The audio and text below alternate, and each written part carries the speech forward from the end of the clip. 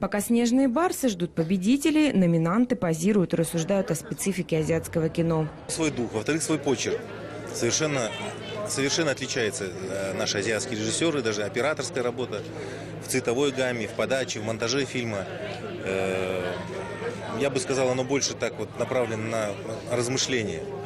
Продюсер из Казахстана Арман Асенов привез в Лос-Анджелес фильм «Аманат» – историческую картину о судьбе казахского народа. В планах «Оскар» и «Золотой глобус».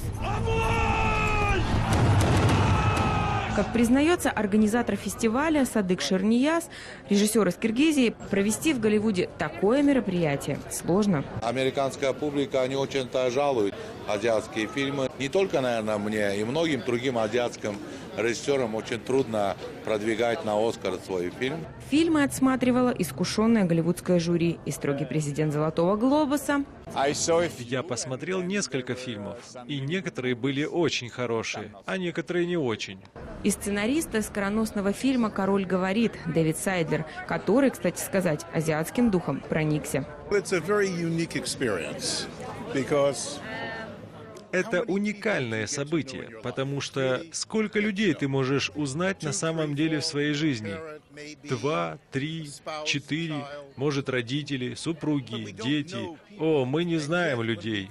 И вот когда мы приходим на такие фестивали, нам открывается окно во многие страны мира. И все эти фильмы объединяет то, что они идут от сердца. Они на самом деле сделаны с душой. Лучшим азиатским фильмом в этом году стала картина из Ирака «Эл Классико». История большой победы маленьких людей.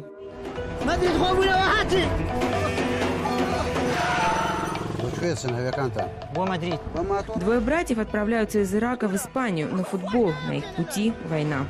Это были очень рискованные съемки, так как мы снимали в Багдаде. Это было очень сложно сделать. Проблема еще в том была, что главные герои фильма никогда не были перед камерой. Приз зрительских симпатий улетел в Монголию. Лучшая мужская роль у турецкого актера Хайдара Сисмана. Лучшая женская роль отдана российской актрисе Виктории Исаковой. Специальным призом наградили картину «Землетрясение», представленную от Армении, повествующую о страшной трагедии 1988 года. Из 24 картин фестиваля 20 выдвинуты на «Оскар» и «Золотой глобус». Так что азиатское кино, похоже, нашло свою нишу на родине «Фабрики грез». Ангелина Багдасарян, Вазген Варжибетян. Настоящее время. Америка.